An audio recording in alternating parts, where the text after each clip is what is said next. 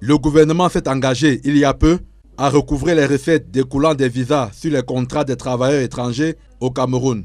À cet effet, la révision de la loi s'imposait. C'est la conséquence de la modification de la loi de finances 2022 relative aux recettes sus-évoquées, dont le chapitre 23 de la loi de finances pour l'exercice 2025 en précise les contours.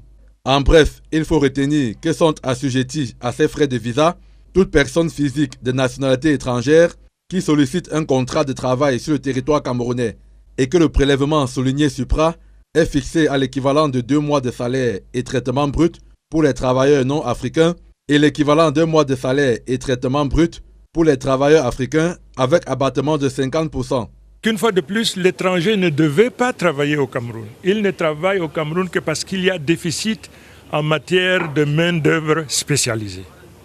Et puisqu'il en est ainsi, la loi les met à contribution pour la formation des Camerounais, pour la formation des centres de formation, ainsi de suite. C'est la raison. Voilà entre autres dispositions auxquelles se sont imprégnés les délégués régionaux et départementaux de l'emploi et de la formation professionnelle, les directeurs généraux des entreprises, les chefs de structures et organismes utilisateurs d'une main-d'œuvre de nationalité étrangère à l'occasion d'un séminaire organisé dans la ville de Douala.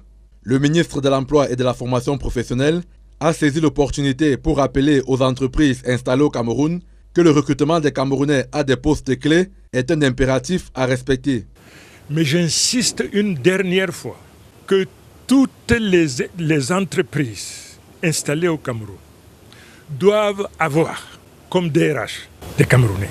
Le législateur a aussi permis au ministre de l'Emploi et de la formation professionnelle de prendre des sanctions à l'encontre de toute entreprise qui violerait les dispositions du décret et de la loi de finances sur les conditions d'emploi des travailleurs étrangers.